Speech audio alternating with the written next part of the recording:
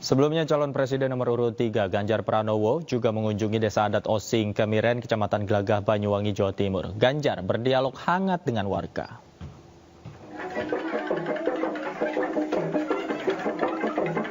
Calon presiden nomor urut 3 Ganjar Pranowo mengunjungi desa adat Osing, Kemiren, Kecamatan Glagah, Banyuwangi, Jawa Timur. Ganjar disambut oleh tokoh adat diiringi alunan merdu tabuhan alu dan lesung yang ditabuh oleh para ibu suku Using. Kearifan lokal Banyuwangi begitu kental. Dalam kesempatan ini, Ganjar berdialog hangat dengan warga. Mereka menyampaikan harapan ke Ganjar mengenai perlindungan masyarakat adat dengan menyelesaikan rancangan undang-undang masyarakat adat.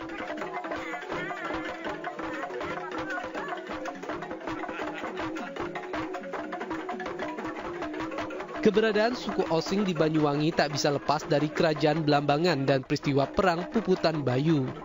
Suku Osing memiliki bahasa sendiri yang merupakan turunan Jawa kuno dan pengaruh bahasa Bali. Ganjar berkomitmen akan memberikan perlindungan terhadap desa-desa adat sebagai kekayaan nasional yang patut dijaga kelestariannya. Dari Banyuwangi, Jawa Timur, Eris Utomo, iNews melaporkan. Calon Wakil Presiden nomor urut 3 Mahfud MD menghadiri Istighosah Akbar di Sukabumi, Jawa Barat. Dalam pidatonya, Mahfud MD mengingatkan warga untuk melihat rekam jejak calon pemimpin dan mengajak warga untuk tidak memilih calon pemimpin yang munafik.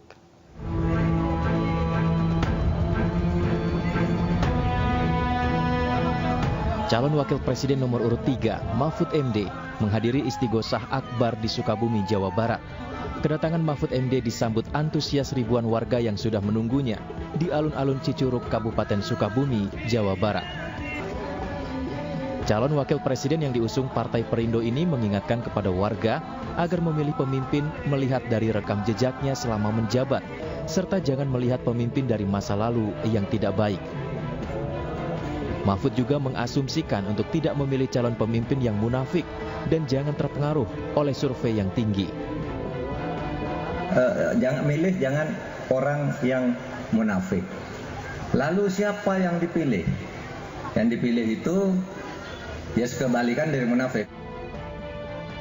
Mantan Menko Polhukam ini juga mengajak masyarakat untuk melakukan sholat istikharah sebelum memilih calon pemimpin pada pemilu 14 Februari mendatang. Saya berharap masyarakat kemudian sesudah itu masuk ke hari-hari tenang. Dan di hari-hari tenang itu diharapkan semua melakukan kontemplasi untuk memilih pemimpin berdasarkan hati nurani. Memilih pemimpin yang benar berdasar nurani masing-masing. Jangan terpengaruh oleh survei, oleh berita-berita yang mungkin hoax, tetapi direnungkan baik-baik lalu nanti tanggal berapa itu 14 Februari semuanya datang ke TPS. Sebelumnya menghadiri Istighosah, Mahfud MD melakukan ziarah ke makam pendiri Pondok Pesantren Al-Hasaniyah, Cicurug, Kabupaten Sukabumi. Dari Sukabumi, Jawa Barat, Budi Setiawan, iNews melaporkan. Gelontoran bansos di masa kampanye pemilu 2024 terus menjadi sorotan. Kritikan juga muncul dari guru besar yang menyebut bansos sudah menjadi alat politik.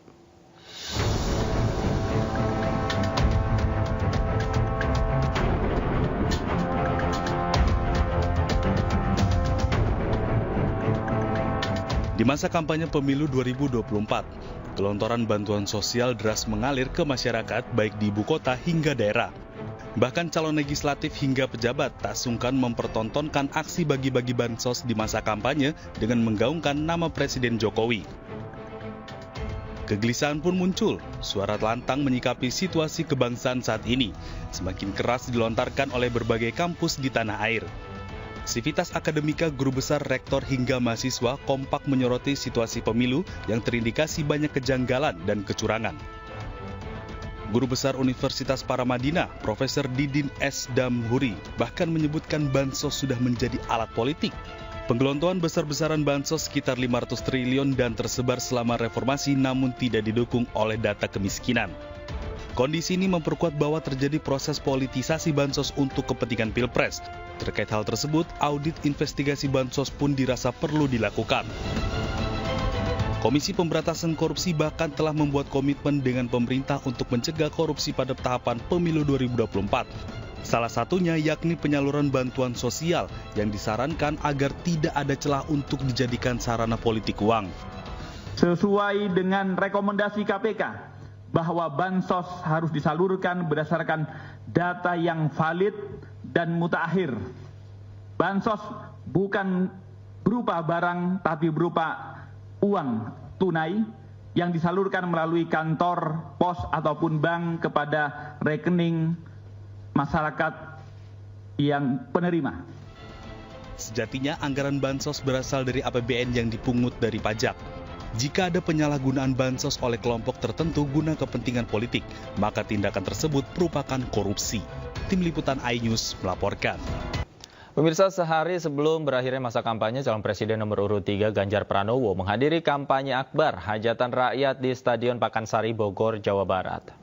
Ganjar, Ganjar, Ganjar, Ganjar, Ganjar. Sehari sebelum berakhirnya masa kampanye, calon presiden nomor 3 Ganjar Pranowo menghadiri kampanye akbar hajatan rakyat di Stadion Pakansari Bogor, Jawa Barat. Hajatan rakyat yang merupakan harapan dari sejuta rakyat dihadiri lautan manusia pendukung Ganjar Mahfud. Kampanye Ganjar ini turut didampingi istri dan anak tercinta yakni Siti Atikoh dan Alam Ganjar, serta Ketua Umum Partai Perindo Haritanu Sudibyo. Saya dan Pak Mahfud keliling seluruh Indonesia, masuk ke pelosok-pelosok rakyat, sampai di rumah-rumah penduduk. Kami mendengarkan betul apa cerita mereka. Kemiskinan yang hari ini ada di sana, insya Allah akan kita selesaikan dengan investasi melalui pendidikan. Satu keluarga miskin, satu sarjana. Hajatan rakyat di Stadion Pakansari Bogor dimeriahkan oleh sejumlah musisi dan seniman tanah air. Tim Liputan iNews melaporkan. Dan pemirsa, berikut adalah pernyataan lengkap calon presiden nomor urut 3 Ganjar Pranowo dalam kampanye hajatan rakyat di Stadion Pakansari Bogor, Jawa Barat, serta pidato Ketua Umum Partai Perindo sebagai partai pendukung Ganjar Mahfud. Assalamualaikum warahmatullahi wabarakatuh. Selamat sore, salam sejahtera untuk kita semuanya. Om Swastiastu, Shalom, Namo Buddhaya, salam kebajikan. Merdeka! Merdeka! Merdeka! Saya ingin menyampaikan terima kasih dulu kepada teman-teman dari partai pengusung. Hadir dari PDI Perjuangan, terima kasih. Ketua Hanura hadir sendiri, Pak Oso, terima kasih. Beserta keluarga besar Hanura dan tentu saja Pak Haritanu, terima kasih dari Perindo yang sudah hadir. Ada juga dari P3 dan keluarga besarnya, para caleg yang hari ini hadir. Kang Ono yang punya wilayah di Jabar, dan ada juga tentu kami menyampaikan terima kasih dari TPN, Pak Arsyad, kawan-kawan, Pak Gatot, Mbak Yeni, semuanya terima kasih sudah hadir. Dan tentu saja para relawan, mana suaranya? Relawan, mana suaranya? Sudah mendengarkan suaranya Mas Anang tadi? Wow. Slengkers, mana suaranya Slengkers? Saya tadi ke sini bersama istri, bersama anak saya. Ternyata teman-teman yang di luar dan tidak bisa masuk panjang sekali, luar biasa. Setelah kemarin kita pecah di GBK, siapa yang ke GBK kemarin? Wow. Setelah kemarin kami dari Banyuwangi, pecah di Banyuwangi. Besok adalah kampanye terakhir. Hari ini kita berkumpul di Bogor dan pecah Bogor. Kali ini saya harus memanggil secara khusus. Mana ya Bung Adian, mana ya? Saya mau lihat wajahnya Adian Napitupulu. Mana ini wajahnya? Adian, mana Adian? Oke. Ya. Saya mau sampaikan khusus. Saya mau terima kasih sama kawan-kawan semuanya. Adian adalah anggota DPR RI dari sini. Saya mendengarkan apa yang jadi talk show beliau. Apa yang menjadi omongan Adian? Itu orangnya. Angkat tangan Adian. Oke. Dalam politik seperti ini, rakyat tidak akan pernah menyerah. Kalau kita tidak punya peluru, kata Adian ya aktivis, kita bisa pakai batu. Kalau tidak bisa pakai batu, kita bisa pakai kayu. Dan kalau tidak ada kayu, maka kita bisa pakai tinju. Dan inilah kekuatan rakyat. Ibu bapak, terima kasih sudah hadir. Istri anak saya menemani karena kami cinta pada Bogor dan Jawa Barat. Sampurasun. Kumaha damang? Alhamdulillah.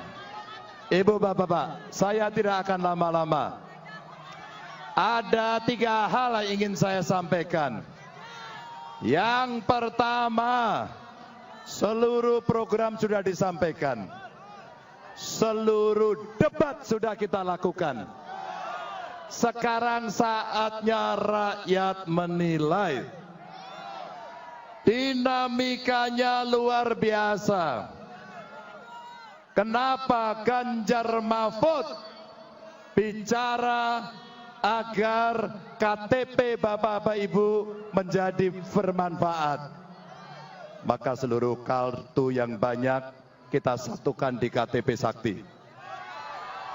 Agar mereka yang harus dapat bantuan BLT, PKH, pupuk, semuanya hanya tepat sasaran. Setuju nggak? Ibu bapak, saya dan Pak Mahfud keliling seluruh Indonesia, masuk ke pelosok-pelosok rakyat, sampai di rumah-rumah penduduk. Kami mendengarkan betul apa cerita mereka.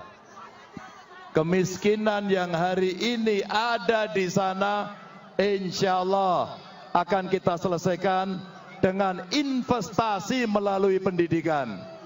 1 keluarga miskin, 1 sarjana. Setuju ya? Agar kualitas kita lebih baik dan agar keluarga itu kelak hidup lebih baik.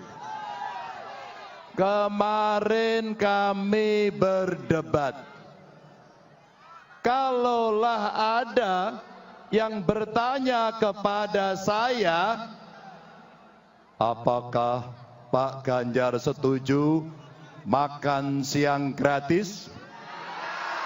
Oh, kamu nggak setuju? Makan siang gratis kemarin mau dipakai untuk penurunan stunting. Ya maaf, saya tidak setuju. Kenapa tidak setuju? Itu keliru. Stunting itu ditangani sejak ibu hamil 1000 hari kehidupan pertama, dan anak harus dikasih ASI, eksklusif. Kalau 1000 hari pertama mau diintervensi silakan. Tapi yang lain maaf, sepertinya keliru. Maka kita ingin kesehatan itu dimulai dari kita sendiri, mencegah, preventif, olahraga, hidup bersih. Ya Bu ya? Oke. Baru kalau kemudian sakit, kita bawa ke dokter. Maka setiap desa perlu 1 desa, 1 vaskes, 1 nakes. Itu. Tapi juga harus promoti pendidikan ya yang baik. Setuju ya? Nah, itu program yang pertama kita lakukan. Yang kedua, nah ini. Sudah banyak yang lapor ke saya. Maka tinjunya rakyat akan menghentikan semua bentuk penindasan. Setuju? Kebenaran dan demokrasi akan menemukan jalannya sendiri. Maka pecahlah Bogor seperti ini. Inilah suara rakyat yang sejati, yang bebas menentukan pilihan, yang tidak takut untuk ditindas dan berani menegakkan. Oke? Oke? Berani? Siap coblos? Siap coblos? Nomor berapa? Nomor berapa? Bapak Ibu sekalian, dinamika kekampanye sudah terjadi. Intimidasi sudah terjadi. Pertanyaan saya, apakah saudara-saudara takut? Apakah saudara takut? Kalau saudara diintimidasi, apa yang akan dilakukan? Apa? Keras lagi. Kita akan melawan dengan cara yang benar, cara konstitusional, lewat gerakan rakyat. Bagaimana cara melawan yang baik? Tanggal 14 datang ke TPS, gunakan kekuatan rakyat, coblos nomor. Itulah suara rakyat sejati. Ibu bapak, tapi saya ingatkan, ketika pemilu sudah berjalan, kampanye sudah berjalan, kita semua adalah anak-anak Indonesia. Maka kalau amanah ini kelak datang kepada paslon nomor 3 Ganjar Mahfud, maka kita rangkullah semua anak-anak bangsa ini. Setuju? Setuju, kita rangkul semuanya. Petani kita dengarkan, nelayan kita dengarkan, pemulung kita dengarkan. Maka ketika kemarin saya di Balikpapan dan disambut dengan banner 02, apakah Ganjar marah? Tidak, saya tidak marah. Ternyata kedatangan Ganjar Mahfud kemarin di Balikpapan pun disambut oleh 02. Terima kasih. Dan sebagai penghormatan, maka anaknya saya ajak makan siang. Dan makan siangnya gratis, cukup dari Ganjar Pranowo. Setuju ya? Maka terakhir, pesan ketiga. Pesan ketiga. Yang pertama, temui rakyat dalam beberapa hari ini. Ajak mereka ke TPS. Dengarkan suara mereka.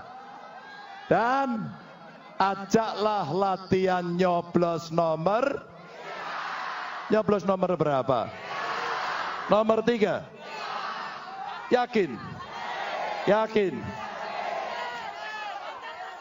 Saya titip, di Bogor ini kita akan membuat komitmen bersama. Dari Bogor inilah kita akan ciptakan sejarah.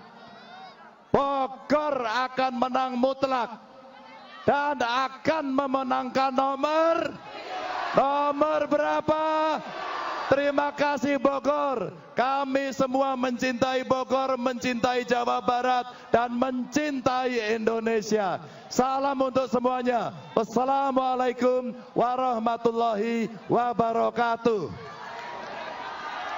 Waalaikumsalam warahmatullahi wabarakatuh.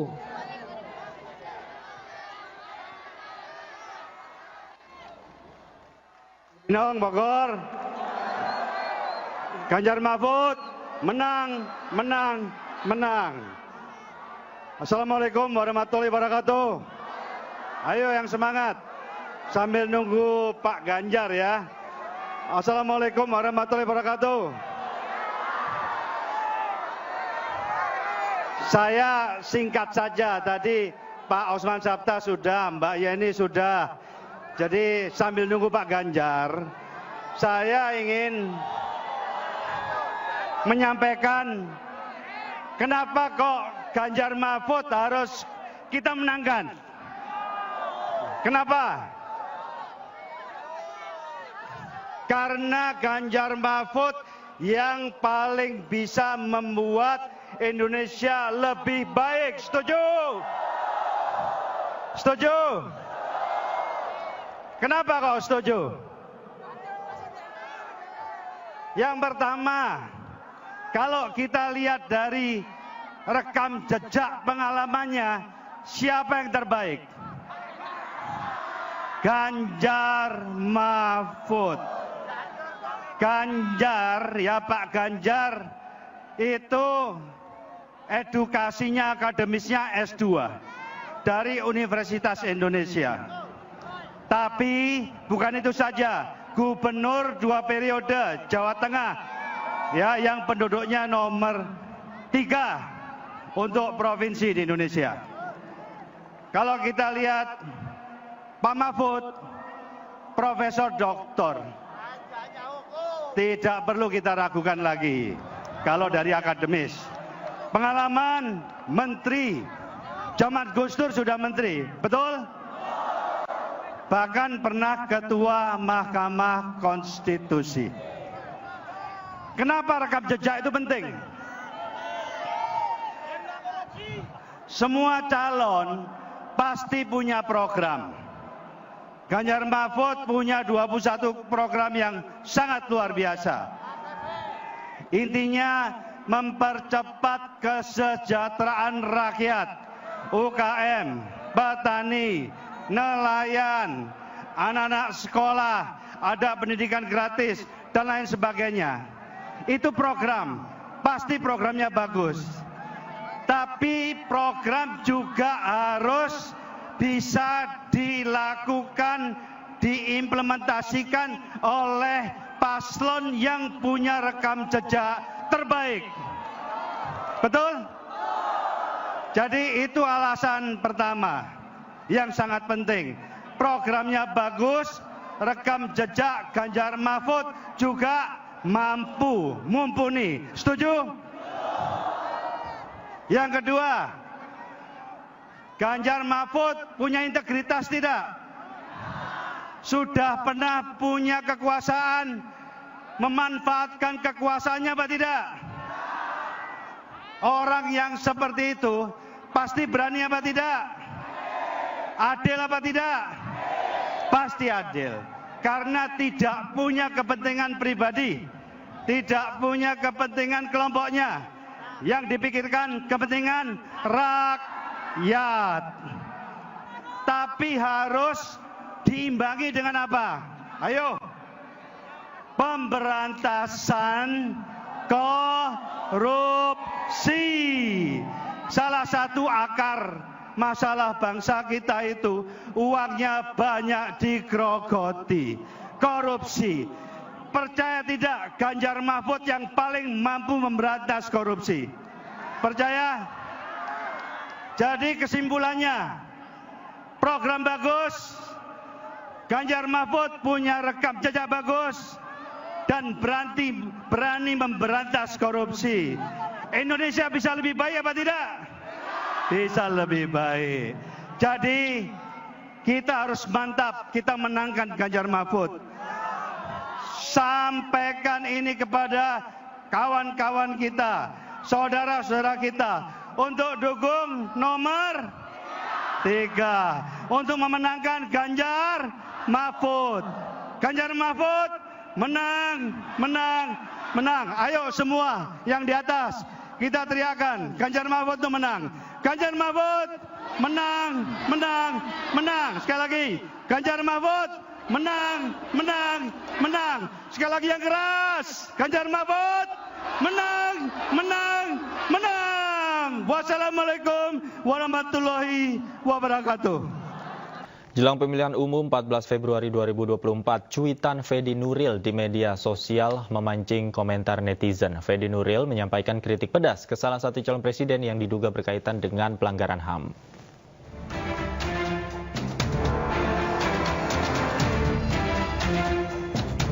Aktor Fedi Nuril menjadi sorotan netizen setelah ia dengan berani menyampaikan opini dan sindiran pedasnya untuk tidak memilih calon presiden nomor urut 2 Prabowo Subianto. Dalam media sosialnya, Fedi Nuril mengungkapkan alasannya. Ia menyinggung mengenai kegiatan aksi Kamisan yang masih berlangsung hingga sekarang di depan Istana Negara dan masih belum jelas pengusutan pelaku penculikan aktivis 1998. Komentar pedas Fedi Nuril menolak capres yang diduga pelanggar HAM ini memancing beragam reaksi dari netizen. Mereka menyoroti sindiran pedas Fedi Nuril tersebut di media sosial. Tidak hanya itu, opini lain juga disampaikan oleh komika Panji Pragiwaksono. Sambil juga mengkritik 3 capres sekaligus, Panji menyampaikan kriteria calon presiden Indonesia haruslah memiliki perangai yang baik. Pak Prabowo-nya sendiri, menurut gue, perangainya tidak tepat untuk jadi presiden. Lu lihat aja tuh, media, awas ya, media, hati-hati, saya pantau kamu. Atau yang, terserah, kalau nggak setuju sama ide saya baik untuk Indonesia, tapi kalau nggak setuju ya terserah gitu. Perangainya Pak Prabowo, betul Pak Prabowo gemoy. Emang orangnya gemoy, tapi itu nggak 100% Pak Prabowo. Apapun komentar dan tanggapannya, pilihan rakyat tidak boleh diintimidasi oleh siapapun dan rakyat memiliki hak berpendapat di negara demokrasi. Untuk membahas informasi selengkapnya, kami telah terhubung dengan Jubir Muda TPN Ganjar Mahfud, MS Mujab. Selamat malam, Mas Mujab. Selamat malam, Mas. Mas Mujab, kalau dari pendapat Anda melihat banyak aktor yang saat ini berani menunjukkan sikapnya dalam keberpihakannya dalam Pilpres ini, terutama tadi dalam konteks cuitan Fedi Nuril, seperti apa? Saya rasa ini sah-sah saja dalam konteks negara demokrasi, di mana setiap orang di Indonesia sebagai negara demokrasi berhak untuk menyampaikan pendapatnya. Dan dalam konteks ini, Fedi Nuril kenapa akhirnya mendapatkan atensi yang besar? Karena menurut saya apa yang disampaikan oleh Fedi Nuril ini merepresentasikan banyak orang. Mungkin ada orang juga yang merasa tersinggung atau merasa bahwa pendapat dari Fedi Nuril ini tidak mewakili pendapat mereka, tapi dengan virality yang akhirnya muncul di jagat sosial media bahkan sampai sekarang, ini menunjukkan bahwa pesan yang disampaikan oleh Fedi Nuril ini merepresentasikan apa yang menjadi keresahan di masyarakat gitu, mengenai rekam jejak, mengenai perangai, mengenai apa yang menjadi concern dari masyarakat Indonesia terhadap calon pemimpin kita di masa depan. Oke, terkait dengan topik yang disinggung oleh Fedi Nuril sendiri, ini kan spesifik ke pelanggaran HAM di masa lalu. Ini kan bertendensi ke salah satu pasangan calon. Kalau menurut Anda memang isu HAM ini hingga saat ini masih laku untuk dijual? Iya, kan kalau kata buzzer yang melawan Fedi Nuril ini, katanya ini isu gorengan 5 tahunan. Tapi menurut saya, kita perlu melihat apa yang disampaikan oleh Fedi Nuril dan kemudian didukung oleh banyak orang gitu ya, terbukti dari retweet dan kemudian likes-nya. ini menunjukkan bahwa ada kritik yang besar terhadap penanganan HAM di kita, di mana sampai sekarang pelanggaran HAM di tahun 1998 belum terselesaikan dengan baik, dan ketika ada seorang kandidat calon pemimpin negara kita yang punya rekam jejak melanggar HAM, kemudian belum diadili, ini akhirnya menjadi kritik terbesar dari apa sih yang menjadi cita-cita reformasi, yaitu menegakkan HAM dan menegakkan demokrasi dengan setegak-tegaknya. Oke, Anda ini dulu kan mantan aktivis ya, tentu isu-isu seperti ini juga lekat dengan Anda sehari-hari, baik itu di lapangan, di kampus, dan dalam dialog-dialog terbuka begitu. Apakah memang isu pelanggaran HAM ini juga nantinya masih akan terus berjalan hingga hari pencoblosan, atau kira-kira akan menguap begitu saja menurut Anda? Ya, saya rasa bahkan isu pelanggaran HAM ini tidak hanya harus disuarakan sampai hari pencoblosan, tapi harus terus-menerus disuarakan sampai ada pengadilan, ada penegakan hukum terhadap para pelanggar HAM gitu. Sampai detik ini kita masih melihat aksi kamisan yang dilakukan oleh orang tua dari korban di tahun 98 yang menuntut keadilan bagi anak-anaknya yang hilang, yang bahkan mereka tidak bisa menemui di mana pusara dari anak-anaknya.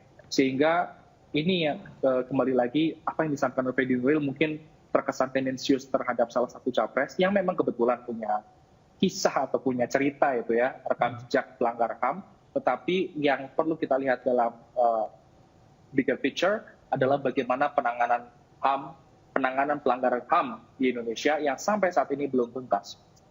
Oke. Sehingga sebagai aktivis ya tentu ini harus terus-menerus disuarakan. Karena rekam jejak bagaimanapun adalah sebuah prediktor terbaik dari kualitas pemimpin kita. Jangan sampai 5 tahun mendatang kita justru dipimpin oleh orang-orang yang tidak punya rekam jejak yang baik gitu. Oke, baik. Kita semua berharap memang pemimpin yang terpilih nanti ini bisa mempertanggungjawabkan segala tindakannya dan menjadi representasi dari harapan masyarakat. Terima kasih Mas Mujab sudah bergabung bersama kami di iNewsroom. Selamat malam, sehat selalu. Kedatangan Ketua Umum Partai Perindo Haritanu Sudibyo disambut ribuan santri dan warga sekitar di Pondok Pesantren Tahfizil Quran Darul Hufaz di Desa Karya Makmur, Kecamatan Batu Jaya, Kabupaten Karawang, Jawa Barat. Dalam kunjungannya yang bertepatan pada perayaan Isra Mi'raj Nabi Muhammad SAW, HT turut meresmikan Pusat Kesehatan Pesantren atau Puskestren yang bisa digunakan oleh para santri dan warga di sekitar pesantren. Ya, Puskestren ini seperti puskesmas, tapi untuk pesantren, untuk kalangan pesantren yang dikelola oleh pesantren juga di sini. Karena dibuat dari kontainer, jadi bisa diangkut-angkut. Tapi yang penting isinya itu ada 3 ruangan, yang 3-tiganya itu bisa dipakai untuk rawat inap. Ada AC-nya dengan perlengkapan tentunya kedokteran. Ini bukti bahwa Perindo memberikan kontribusi yang nyata pada masyarakat, pada kalangan pesantren, karena saya juga pernah di pesantren, masalah kesehatan, pelayanan kesehatan itu memang kurang. Program Partai Perindo ini mendapat apresiasi dari pimpinan pondok pesantren dan masyarakat sekitar. Kami ini benar-benar butuh akan Puskestren ini, Pak Ketua. Artinya kami sangat butuh dan mudah-mudahan ini menjadi bermanfaat dan menjadi amal soleh buat Bapak dan Partai Perindo dan mudah-mudahan diberikan kesuksesan dunia akhirat. Pembangunan Puskestren yang bernaung di bawah Yayasan Warga Bangsa Nusantara atau Wasantara ini akan terus digerakkan ke sejumlah pondok pesantren di berbagai daerah. Dari Kabupaten Karawang, Jawa Barat, Esra Ambarita Fakih Satrio iNews melaporkan.